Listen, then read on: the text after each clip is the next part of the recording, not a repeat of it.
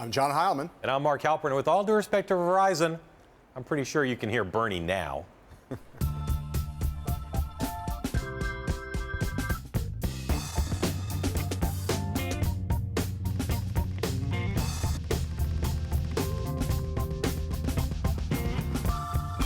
On the show tonight, a Trump family sitcom and some coming attractions. But first, some action and a little bit of drama. With less than a week to go before the New York primary, the frontrunners in both parties, that would be Hillary Clinton and Donald Trump, hold commanding leads not just here in the Empire State, but across the other northeastern states that are up next to vote after New York.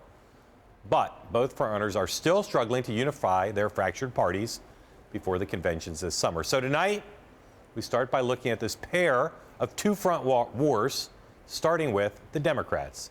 New polls from Quinnipiac University, NBC Marist, and Emerson College today show Hillary Clinton leading Bernie Sanders 53-40 in New York, 58-36 in Maryland, my Maryland, and 49-43 in Connecticut. And yet, on the eve of the Clinton-Sanders debate in Brooklyn, tensions are still quite high between the two Democrats and their camps on issues that are very important to the left, such as guns, Wall Street, and fracking. Today, Sanders picked up his first endorsement from a Senate colleague, Jeff Merkley of Oregon, and he campaigned with a union picketing communications giant Verizon.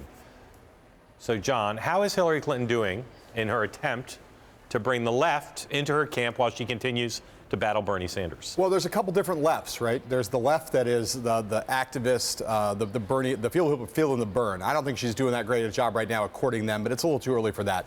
You know, she was at the National Action Network today. She gave a really strong speech there, appealing to African Americans. You know, the parts of the left that Hillary Clinton has performed well with, she continues to perform well with, and she's doing a lot to shore up her bona fides with those groups. I think she's going to turn them out and do well with them here in New York, and that's a really key component of her holding on to this nomination, the lead she has, and ultimately competing in the fall. There are a lot of Bernie Sanders supporters who speak very disparagingly about Hillary Clinton. That's true. I don't know that she needs them in a general election. These are a lot of people who are new to the process. The calculation to win 270 electoral votes may not require getting them. But I think the Clinton people understand that simultaneously, when and if she vanquishes Bernie Sanders, she's going to need to do something for those people on the left and move to the center.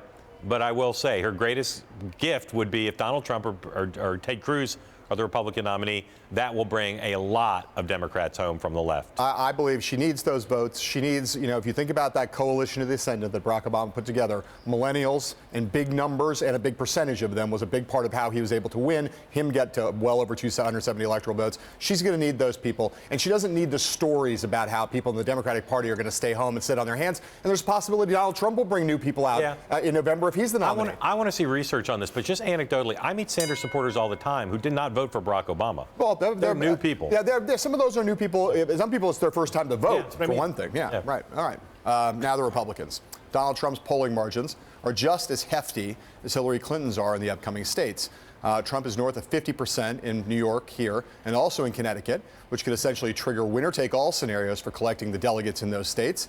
And he's got more than a 20-point lead, according to polling, over Ted Cruz and John Kasie in Maryland. Big wins there would put Trump closer to clinching the nomination before this summer. Today brought news that Trump has now hired veteran campaign operative Rick Wiley, who previously worked for the Republican National Committee, the Republican Senatorial Campaign Committee, and most recently at Scott Walker's campaign, to work under the also recently hired Paul Manafort as Trump's national political director. And yet, for all of that, the Republican frontrunner still battling openly and increasingly bitterly with party leaders over the delegate selection process. So, Mark, how is Trump doing in the battle to try to bring the establishment into his camp? Today, as a snapshot, not so well. You know, the reaction I'm hearing about Rick Wiley being hired is not, oh, good for Rick. He signed on with the frontrunner, but how dare he? How disappointing. He's doing this for all the wrong reasons, we're sure. Even people who like him. This is a problem for Trump right now because he's at war with the Republican National Committee by his own choice. He thinks, and they think, that it will all be fine if he wins the nomination.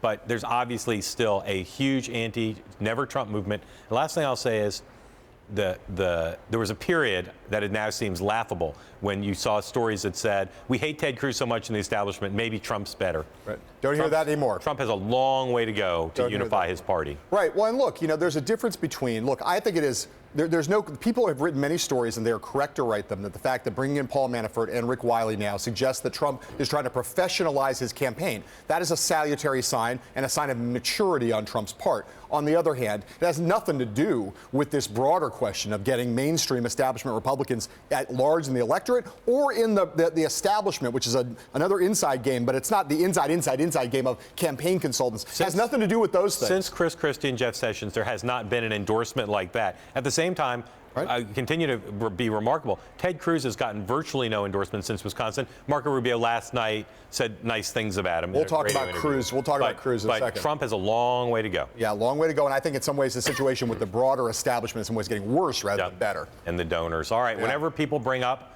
Donald Trump's troubling general election numbers, his answer is always the same. Those numbers will change and improve once he turns his full attention, including his nicknaming virtuosity, against Hillary Clinton. But John, leaving aside personal attacks, which will certainly would be part of a Trump-Clinton general election, what would Trump use as issues to his benefit in a hypothetical Clinton-Trump general election? Well, I mean, you can't imagine. Look, he has had a hard time sticking with the economic message that gave him first entree, or not maybe first entree, but early entree into the hearts and minds of a lot of Republican voters. He's had a hard time being disciplined. If he decided to be disciplined about that and tried to argue that he's a manager, that he understands business, that he's worked in the private sector, and that he understands world affairs on the economic level better than Hillary Clinton, he could make claims to that, and I think he will try. And he will try to say that on issues like trade, although she's moved to the left and into the Sanders-Trump world, that she's not credible on that given her husband's history, and that Trump is more credible on that given his. I think he would use immigration as an issue against her. Certainly. I think he'd use campaign finance. I think he would go deep into the Clinton Foundation, the super PACs, all the questions of big money. And the last issue I think he would do is economics. Even though it wouldn't be a positive agenda, I think he'll run as her an incumbent and try to hang the Obama economy around her neck. Right. Well, and I think that the question is not in this case will or could. Right? He could do all those things. But as I said at the very beginning of my rather too long answer, he has not proven very disciplined at sticking to what could be useful messages. The question is whether he's able to actually do those things, even if they're available to him. They're available to him. The other big thing is on foreign policy. I think he will ask her, what did you accomplish as Secretary of State? Yeah. And that is issue-based, because a lot of Democrats struggle to answer that question on her behalf. The problem with the danger there, of course, is that she just knows a lot more about foreign policy than he does. Yeah. All right. When we come back, Ted Cruz's convention ballot ballet, how he's doing at wooing the Republican donor class, right after this.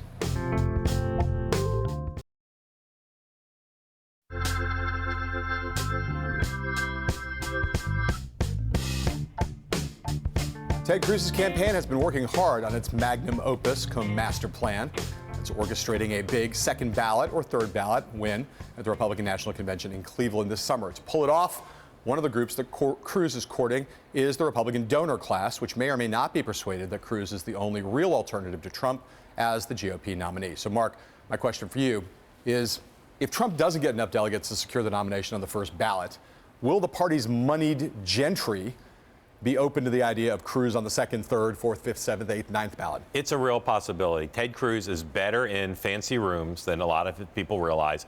His public performance style changes dramatically.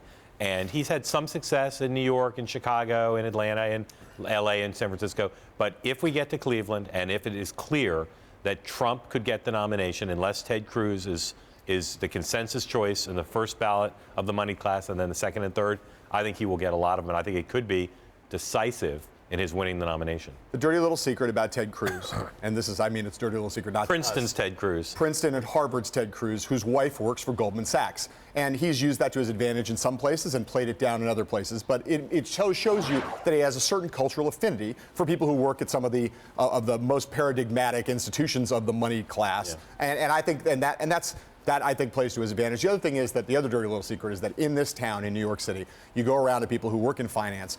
A lot of them don't know Donald Trump, and the ones who do know him, they think they don't hate him, but they don't particularly like him. He's not of the Wall Street class. There's another group of the money class that will be huge in Cleveland, because they're huge at conventions, is lobbyists, Washington lobbyists, who will be all over the place. and who, faced with the choice of Trump or Cruz, could well swing dramatically to Cruz. And I think they'll be influential with helping create a dynamic in Cleveland, if it comes to that, that says time to vote for Cruz and not risk Trump winning on a subsequent ballot. Very noticeable that you haven't heard Ted Cruz talking like the Ted Cruz of old, talking like the anti-establishment, the anti-Washington, the kind of jerk that a lot of Washington establishmentarians thought he was in his first year and a half. Lately, he's not been saying a lot of those things. He's not taking the hammer and cudgel against those groups. He knows he needs them. Yeah, the person he's hitting with the cudgel is Donald Trump, billionaire. It was a full house family style at Donald Trump's town hall last night. The Republican frontrunner appeared on a CNN stage with his wife Melania and his 4 adult children, who all had very loving words to say about what it was like to grow up Trump. I've always been, I think, a very good father. It was always very important to me. In fact, a lot of people say, my children have done a good job, and they better keep doing a good job. He's got a great sense of humor. He's been the greatest father in the world. He's an amazing deal maker. He's just always had so much love for us and this whole family. He's an amazing guy, one of my best friends in the entire world. I have witnessed these incredible female role models that he's employed in the highest executive positions at the Trump organization. The way he raised me, the way he raised Tiffany, it's a testament to the fact that he believes in inspiring women, empowering women. He always taught me that there wasn't anything that I couldn't do if I set my mind to it. My father, since I've been a little girl, has always just inspired me and had so much faith in me to just be the best person I can be, the best woman I can be. He treats everyone equally. So if you're a woman and he attacks, they attack him, he will attack back, no matter who you are. I've never had a drink. I mean, I've never had a glass of alcohol, and yet I own the largest winery in the East Coast. It's a crazy thing, but that's okay. but my brother was so instrumental in probably shaping my life, because I just don't know what the outcome would have been. And when my children were growing up, even when they didn't even know what drinking was, I'd say no alcohol, no cigarettes, and no drugs. Was that something you remember distinctly growing up? Yeah, very much Absolutely. so. Very much so. Every day of our life, every morning. Daily. Don't drink, don't do drugs. Every morning? Every morning before school, without fail. Now, Trump's done other town halls, of course, on TV, including the MSNBC one he did with Chris Matthews that got a lot of attention. But, John, everyone I know who watched last night was really impressed with Trump stylistically. Why do you think that was? Well, I watched last night, most of it, and I was impressed. And I was impressed because... When I said everyone I know, I was including you. Me, right. He was a normal candidate. That's the most striking thing about it. I mean, the kids have a reputation for being very nice. Ivanka, particularly again in New York, people who know her think she's smart and personable and really a fine person. And they all came across well on stage. But the main thing about it was this was not Donald Trump in all of his Trumpian craziness, and a lot of the things that have been most striking about his candidacy were missing. He was just an average, ordinary, normal guy kind of on stage, and that was very striking to almost anybody who watched it. He was proud father, proud grandfather, yes, right. And there were long stretches where he could have talked, and he chose not to, and he let them talk. Yes. And all the kids are impressive and funny and interesting, and it was more like a normal family. And he was more like a normal person than he's come across in a while. And the validation that they bestow upon him by showing so much love and respect for him, nothing like it. Well, the only problem for him, of course, is that he will then go out several hours later, I think sometimes to their frustration, and behave in ways that are outsized and cartoonish and sometimes offensive to people. And they, I think, as you hear all the time, he says they're telling him to be more presidential, because what they seem to want is to have more of the Donald Trump that they know and more of the Donald Trump we saw on stage last night, to give that be more of his public persona rather than the more cartoonish one that we see more frequently. Every day he can be seen behaving like a normal person. It's a good day for him.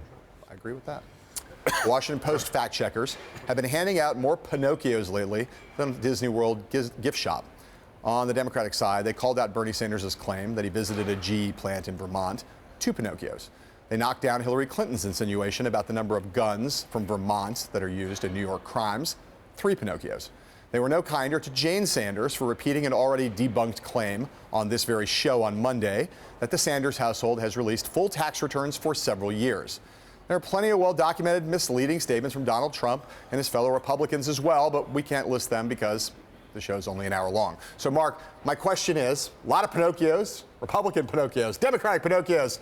Do any of these Pinocchios matter in 2016? I love fact-checking. I think it's great. Good for America. The new age of journalism. And I think for the most part, the major 2 or 3 organizations who do them do a good job. The problem is there's so much spin. There's so much effort made to knock down, and there's so many Pinocchios that it's hard to differentiate. And this is my criticism white noise of the Pinocchio bestowers, which is, they give 3 Pinocchios to so many things. It's hard to say what really is a foul as opposed to just an infraction. Well, also, it's not. I mean, they try to distinguish between foul and infraction by the number of Pinocchios, right? But the problem is, as you say, there's so many Pinocchios given out that it's hard to distinguish between which a big lie about a little thing versus a big lie about a big thing. Correct, right? You could have a big lie about a little thing and get 3 Pinocchios, and tell a smaller lie about a really important thing that I think is way more politically consequential and substantively consequential. Yes. Right. That's the problem. There's also the other thing, of course, that we've remarked on many times, which is that our news cycle now just moves so fast that the combination of the white noise element that you've cited and the speed at which this whole thing progresses, that it's hard for any of these things to really take hold and be something that has, again, just political consequence, something that really matters in the way that the old fact checkers, who were not called fact checkers, were just called newspapers, used to be when we were young men. We basically need 3-dimensional Pinocchios, not this 2-dimensional Pinocchio, because, as you said, things move so fast, it's hard to differentiate. The age of the Pinocchio sticking, sadly, is not here. Coming up, we travel downtown to Washington Square Park, where Bernie Sanders is holding a rock concert/rally with a bunch of celebrities tonight. We'll check in down there after these words from our sponsors.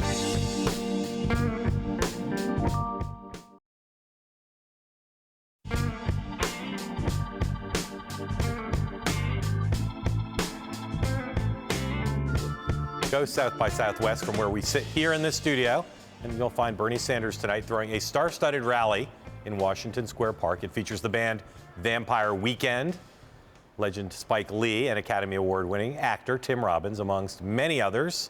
Before those stars take the stage, we're joined by a star reporter, MSNBC's political correspondent Kasie Hunt, who's in the park. Or are you outside the park? Where are you there? I think we're technically in the park. We're on a sidewalk behind the barriers that have been set up for the park, where they're still working on letting people in. So this is an important venue politically. Barack Obama did a huge rally there on his way to the White House. I'm wondering how much the Sanders campaign thinks this is, in the heart of Manhattan, in the heart of the Village, a symbolically important event, or just another run-of-the-mill rally? No, I think that this is very symbolically important for the Sanders campaign. It's one of 3 major rallies that they have planned for the city and its boroughs over the course of the next couple of days. But this one is one that they've been working on, frankly, for weeks, which is a much longer period of time than the Sanders campaign normally gets. And of course, they're hoping for a show of force in Hillary Clinton's adopted hometown, if you will. I think the question is whether or not it came too late. I think we've felt this race shift away from Bernie Sanders over the course of the past couple of days. So I'm interested to see whether or not this is something that sticks around and resonates and gives people a reason to give him another look in the New York primary. Kasie, explain what you just said. You said we felt the race shift away from Senator Sanders over the past couple days. In what ways and why? John, I think the polling, first of all, is showing that Clinton's lead here is a little bit more durable than it may have been in some of these other states where Sanders has competed and closed this race pretty aggressively in the final couple of days. I think, that's certainly what Clinton people are telling me privately behind the scenes, and you can get a sense on the Sanders side that that's the case as well. You're also feeling them a little bit more on the defensive in the way that they're talking about things going forward, whether it's the superdelegates, whether it's how to handle potentially taking this to the convention. You're hearing kind of an edge in the voices both of the candidate, his spouse, his wife Jane, and also the people around him, Jeff Weaver, his campaign manager in particular. I think there's just generally a sense and some movement away from, hey, we're confidently leaving Wisconsin, going into New York, riding this momentum, to actually we've run into some knives from the Clinton campaign. This is more of a grind, and now it's not looking as though things are moving quite the way they initially were when they came here to New York a few days ago. So we're about 24 hours away from the debate. I don't think Senator Sanders can say he easily has won any of the previous debates. He's had some rough ties. She's done better. In a normal campaign, a candidate would really be preparing and focusing and saying, this is my big chance. This is the time, one-on-one in New York, I can break through. And then, of course, right after the debate, he's leaving for Rome for a couple of days. Is there any indication that he's preparing for this debate in terms of time devoted and psychologically and in terms of attitude to say, this is it, I'm going to take her down, or not? I think when you ask people who would be responsible for helping him do that, they say, well, I hope he's preparing for this debate, because really there's no real sign that he's approaching this in any way that's different than what we've seen in the past, which is pretty classic Sanders, frankly. He's also giving a speech midday tomorrow to Al Sharpton's group, of course, meeting here in the city. So he has something on his agenda, which, as you know, is a little bit unusual for debate days. And then you're right, no matter what happens in the debate, whether if it's a difficult night for him and he needs to clean things up or try to push forward, he's going to be in the air on his way to Rome. And if he has a good night, he's not going to be then out campaigning in the streets of New York. He's going to be on that airplane. He's going to be giving a speech that is closed to the press, we think, although it may be open to some Vatican correspondence, in front of that ecumenical kind of council, maybe seeing a glimpse of the Pope, but probably not. It's not 100% clear, exactly how this trip benefits him. He's going to be in and out of Rome and back here in under 40 hours, but some pretty critical hours ahead of Tuesday. Kasie, the two hosts of this show were at first incredulous about the trip to Rome, then baffled by it. They asked the campaign manager, who did not explain it to their satisfaction. To this day, I still don't fully understand it. I'm not talking about whether it's a good or bad thing to do, just politically, whether it's a risk worth taking. Do you understand? I'll actually point out that one of the hosts of the show predicted it wouldn't even happen for those reasons. So do you understand why they're doing this? Do you have a real sense of why they're taking this risk? So far, all systems are go. It seems like the trip is going to go off. I mean, they'd have to put the stop to a lot of things. The ball is pretty far down the court at this point. But I mean, my sense, John, is that this is something that Bernie Sanders himself really wants to do. I mean, if you think about where he was a year ago when he first announced, invitations from the Vatican or its associated groups. In this case, it's not directly from the Pope, but from kind of a theological arm of it, of the Vatican. This is not necessarily something he would have had the opportunity to do before. Bernie Sanders, the independent senator from Vermont, not necessarily having the kind of platform that he does now. And so this is going to elevate him. A couple other international heads of state are speaking at this conference from particularly South America. So it's putting him on a playing field that's much elevated from the one he was able to play on before. And I think that's something that he personally is invested in. And I think you've seen, not just in this case, but over the course of the last few months, as Bernie Sanders has started to get used to this idea that he was, a plausible Democratic nominee, that this was something that really could go his way. I don't think that this Vatican trip is the only area where we've seen that start to affect how he makes decisions as a candidate. Kasie Hunt, amidst the chess players, the dog walkers, the baby strollers, and dope dealers. The dope dealers down in Washington Square Park. Thank you very much. It's like the UN, only different. All right, thank you. In just a moment, we're going to talk more about the Democratic race here in New York with two of the best in the biz who know the city well right after this.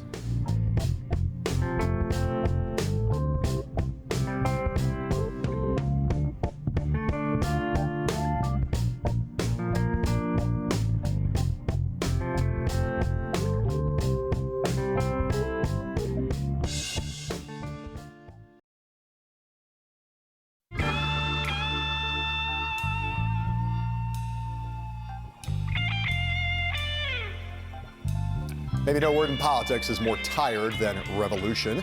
You say you want a revolution. The revolution will not be televised. Don't you know, whoa, we're talking about a revolution. It sounds like a whisper. Yeah, we've heard it all, but the downtown tribes who populate New York City's Washington Square Park, where Bernie Sanders will host a big, huge mega rally this evening, they're not yet tired about hearing about revolutions. So on a rare day in which the park was closed to set up for the rally, we sent our men Griffin Hammond and Matt Negrin to contextualize a setting immortalized in literature, movies, and the memories of New York's most ambitious dreamers.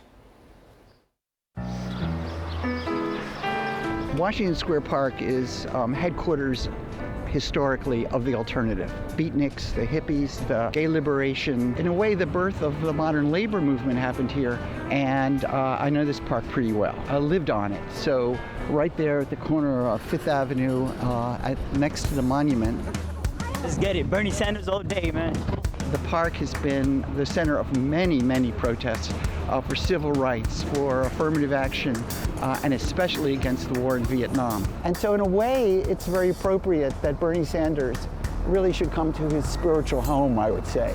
This is an entrance? This is an entrance. Should we wait here? You guys are more than welcome to wait here as well. I'm scared. I want to be in the front. I must be in the front. 5 o'clock till we get in, 7 o'clock the whole thing will start. I really want to see Bernie Sanders up close. I made my own poster too.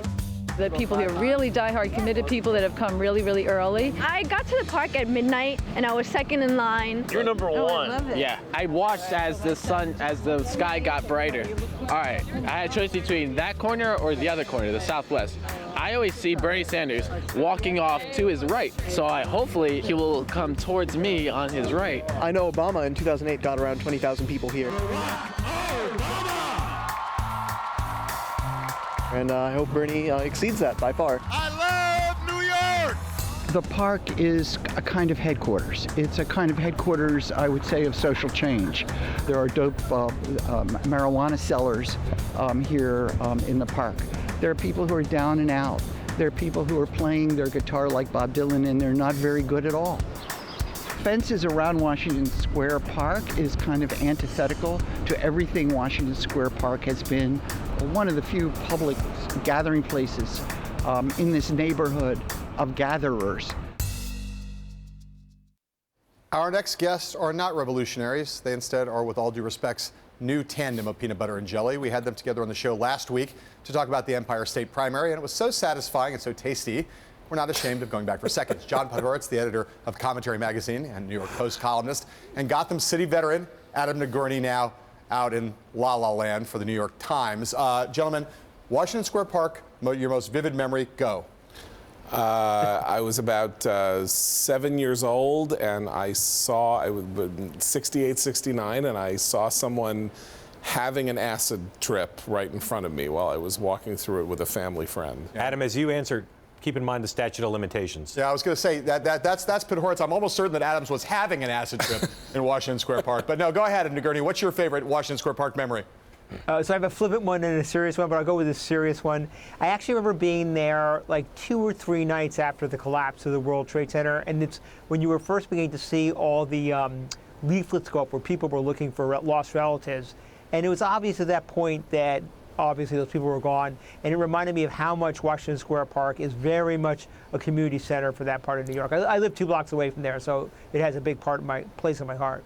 Plus the pot dealers, but that's... So guys, let's talk about the Democratic race. Last we talked, the contest was sort of just underway. Campaigning here is different than campaigning anywhere else for all the reasons we all know and talked about. You got a guy from Brooklyn, you got a woman who was a senator from here.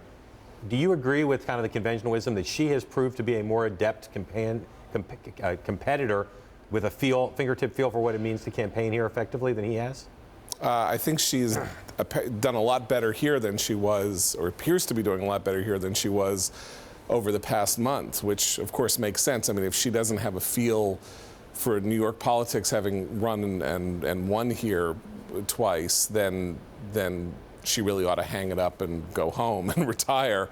And I don't know whether he's not particularly adept. That it's more that she clearly knows how to play New York City urban Democratic politics, and 40 or 45% of the vote in the state is here in the city. Adam, you know, Sanders has this big icon, what they hope will be an iconic event tonight. He went to Coney Island, he went to his old home in Brooklyn, but he doesn't seem to have done what is required in campaigning here, which is to create moments, right? Right, and I'm guessing that he's assuming, looking at what happened with Obama there 8 years ago, to create a moment tonight. You know, my sense of him is that a lot of people, as we all know, come to New York thinking, okay, we can do this. We've done Iowa, we've done, you know, whatever state is before. And he's probably thinking, well, I sort of came from here, so I know how it's played. And my sense is that he doesn't, and he's trying to find his sea legs. And we know it's harder for everyone than they think it is. And it might be harder for him because he's coming in there with the assumption that, hey, I'm a New Yorker, therefore I know the city better. I mean, I see he's going to the Vatican, I guess, tomorrow. That makes sense to me for someone running for mayor 15 years ago. I'm not so sure it makes much sense for some guy in the middle of a really contested presidential campaign right now. Adam, I want to come back to the Vatican thing in a minute, but let me just stick with this one thing. It seems to me that the tensions between these two campaigns have escalated in the last few days. Basically, they got to New York, and the gloves, which had more or less been on for pretty much the Democratic, throughout the Democratic nomination fight, sort of came off, and both campaigns are now much testier with each other. Who do you think is getting the better of that negativity in a political sense, if you know what I mean?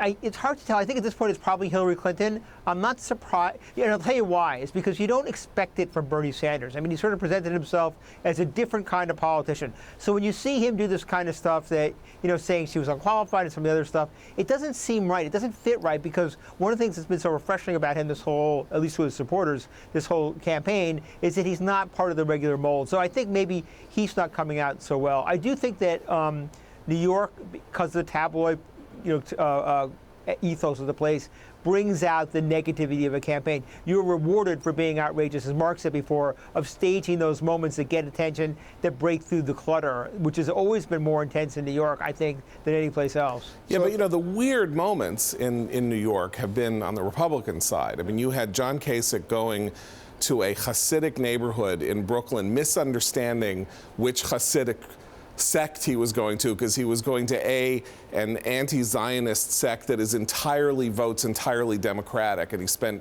4 hours there and lectured them on how the Passover holiday is a prefiguring of the birth of Jesus, which is really not a message that you want to impart to Hasidim, but there was no point in him being there. So that was a fake bad moment.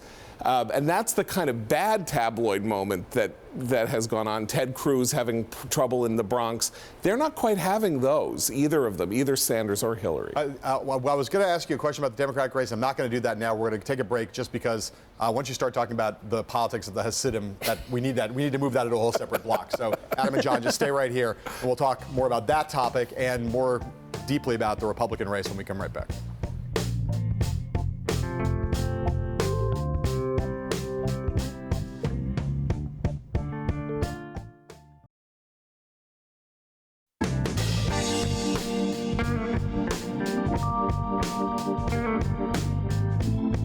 Back with the bi-coastal genius of two of the finest in the business, Adam Nagourney of the New York Times, joining us from Los Angeles, and here in New York, Commentary Mag's John Podhoretz. John is, as viewers and followers of his on Twitter know, interested in stopping Donald Trump. I'm wondering what has happened in, say, the last week that gives you the most hope that Trump can be denied the nomination. Well, the only thing is procedural. That is, Ted Cruz winning all these sort of, backdoor deals and outplaying Trump on these delegate selection processes. It's perfectly legitimate.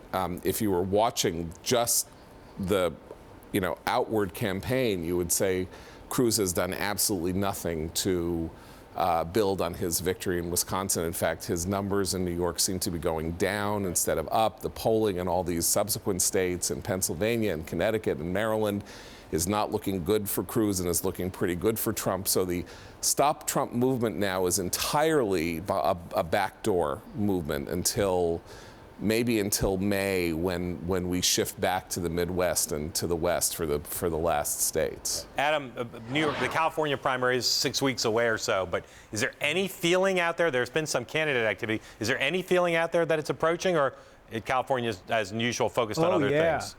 Oh, yeah, no. I mean, as you know, this is not a state where you get primaries a lot. I mean, every now and then, for a lot of reasons, the state is just kind of at the tail end of everything. But there is a lot of sense, and there's a lot of interest and excitement. You see it in terms of, I saw Sanders protesters on the street in front of CNN. Trump just appointed a statewide campaign director. He's coming here at the end of, he was supposed to be here last week. He's coming here, I think, in 2 weeks. So, there's a lot of interest, and it's a very interesting state. There's a sense that, and I'll defer to you guys or John on this, that this state could be determinative in who the Republican nominee is going to be. So it's really interesting to watch, actually. Well, don't turn to me too quick, Adam. I want you to even though we're mostly talking about the New York primary, Ted Cruz was out in California just a couple days ago. You pointed out it is obviously very important. Just explain on the Republican side, what is the state of the California Republican Party? Like, what's that going to look like when they get out there? Everybody thinks of California as a purely blue state, so not many people understand just what goes on in those 53 congressional districts across that state. So talk about that a little bit. Okay, well, first of all, first thing is that the state Republican Party here is a minority party. What I mean by minority is that it's got less than, I believe, independent registered voters. It's diminishing in influence. They don't control the governors. They don't control either house. So they're not used to being in the center of attention. Right now, this is in this state, and I think partly like New York as well, it's a congressional district by congressional district contest, which means in some parts of the state, from looking at the polling that we've seen, Trump is going to do very well and win delegates. I can't see him sweeping the whole state. There's parts of the state where Cruz is doing very well, congressional districts again, so he'll probably pick up a lot of delegates. So I think this is going to be a little bit more of a mixed result. My guess right now is that Trump wins the overall popular vote, will come out with a significant number of delegates, but he won't get a sweep the way it looks like he might get in New York because of the system, the way it's set up here. John, if that's the result, then Cruz is in a lot of trouble. I mean, if Cruz can't build, if the month of May and the early part of June is still Trump territory, and Trump is still, closer to a majority than Cruz is, and that's going into the 5 weeks before the convention, assuming Trump doesn't get the sufficient number of delegates, Cruz is not going to look like a winner. Cruz is not going to look like the guy you want to turn to instead of Trump, because he will have disappointed in the last 2 months of the campaign. And just to adjudicate this question, your fingertip feel for your party. You said a second ago everything that's gone right for Cruz has been all about backroom deals, and everything that's gone right for Trump has been on the public stage. Just given the state of where your party is right now, how does that set up for trying to go to Cleveland if you're Ted Cruz and win that way? How well is that going to go down within the party if that's how Ted Cruz has to get there? I think it would be a lot worse if Ted Cruz were Jeb Bush doing this. Obviously, Ted Cruz comes into this race with his own anti-establishment credentials, and the argument he's going to make is that he has demonstrated competency in his candidacy, and that Trump's incompetence at managing the rules and procedures of the Republican Party belies his claim that he is the guy who can come in from the outside and reform American politics. That said, if you don't win, you don't win. If Trump wins and he wins more states and he keeps winning more states and Cruz isn't winning more states and hasn't turned it around on him, I don't know what kind of argument that is. I mean, that really is an argument for just throwing the whole thing out, saying no one got a majority. Now we have 4 days to find the best person to run against Hillary, and it doesn't look like it's either of these guys. Not go with the guy who got less than the guy who's in the lead. It's like all that sound, all that fury, you know what? Signifies nothing. Yeah, exactly. Or worse than nothing. I mean, will have meant that a year and a month or a year and 2 months of campaigning will have ended in failure for everyone. Yeah. Adam, Trump, this is his first New York primary as a candidate. How do you appraise how he's done in kind of creating moments and fitting into the culture of the state as a candidate? I feel like it looks like he's doing well in terms of fitting into the culture of the state. I have not seen him create any kind of big moments yet, but maybe he doesn't really need to. I mean, he's way in advance. He seems to be a better fit for the state than Cruz or Kasich. So my sense is that he's doing it pretty well. As we know, he's been involved in the culture, in the media culture of New York since, the 80s. And he's been close to the gossip columnists and the political reporters and the editorial writers. He knows the way the place works. And obviously, as we talked about before, it's much different than it was. But there's still some similarities. And he knows how he gets attention. And he knows the dynamics, the media/political dynamics of the state. And I think he's playing that well in his shows. But he's also playing against the world's longest-lived unforced error, which was Cruz's New York value statement. Cruz saying that Trump represents New York values, not having the foggiest idea that 4 months later he was going to be trying to contend for every possible delegate that he could get here. That was short-term thinking with pretty bad long-term consequences, because all Trump's had to do here is say, Ted Cruz says he has, New York values are bad, and Cruz has gone down 7 or 8 points in the polls in the last week. John and Adam, two gentlemen who represent decisively New York values. Thank you both. And proudly. And he means that in a good way. Oh, in a totally good way. Proudly. Coming up, former Ted Cruz spokesman Rick Tyler joins us with more on the Republican race right after this. And if you're watching us in Washington, D.C., you can now listen to us on the radio at Bloomberg 99.1 FM. And we'll be right back.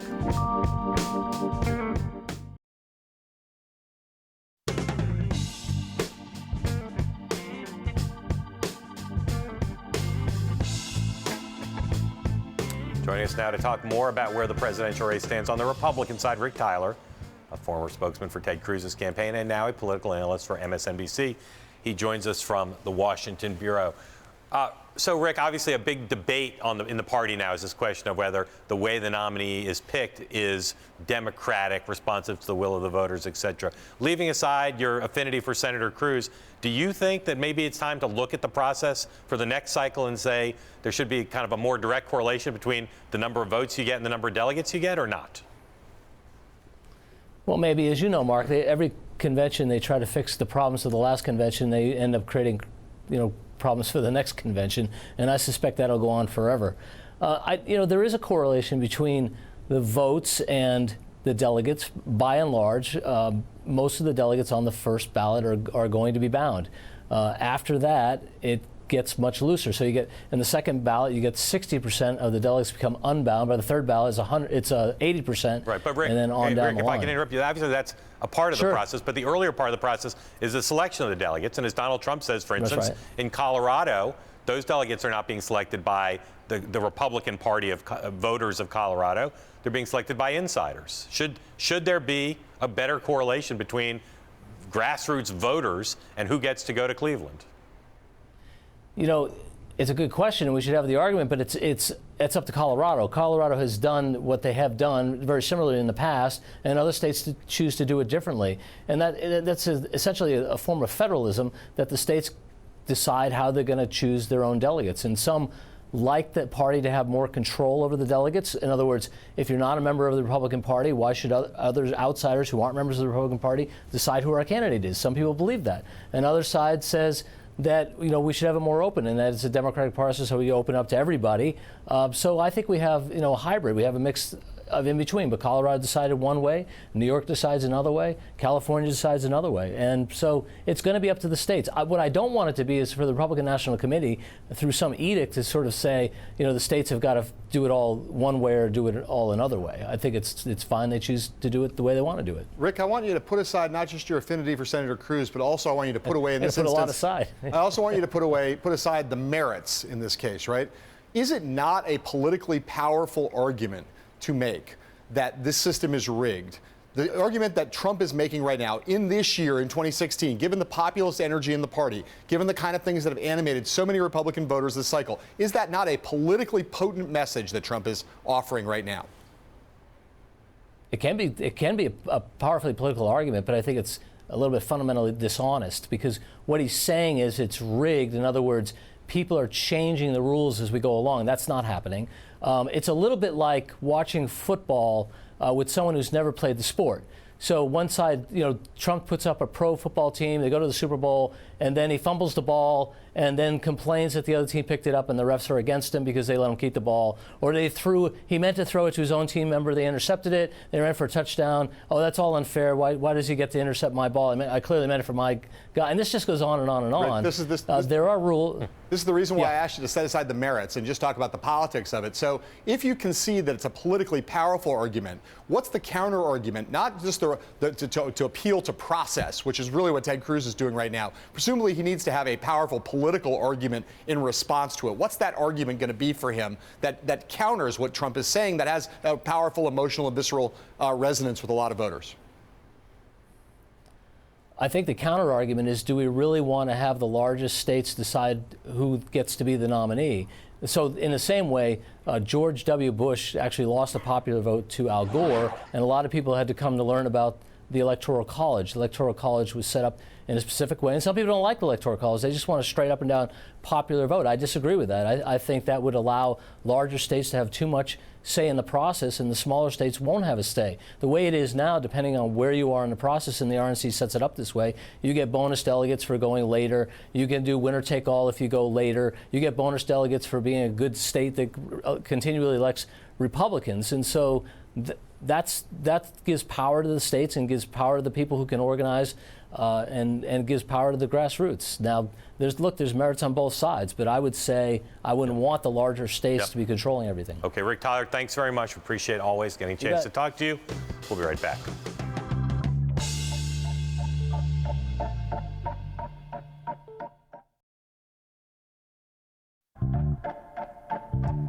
What are you doing tonight? I'm going to Washington Square Park to go to the big dog walk. Oh, yeah? Really? And to see Tim Robbins. Okay, Tim Robbins. I have a bone to pick with Tim Robbins. Make sure you call him Nuke Lelouch if you see him from Bull Durham. All right, as always, we have much more reporting for your reading pleasure on BloombergPolitics.com. Head over there now for our campaign tracker, where we have all the latest on the things that are going on in 2016, this big presidential race. Coming up on Bloomberg West, Emily Chang speaks to Facebook Chief Technology Officer Mike Schropp-Furr. Tomorrow, Donald Trump strategist Paul Manafort will be with us on this show, on this set. Until then, my friends, from us, sayonara.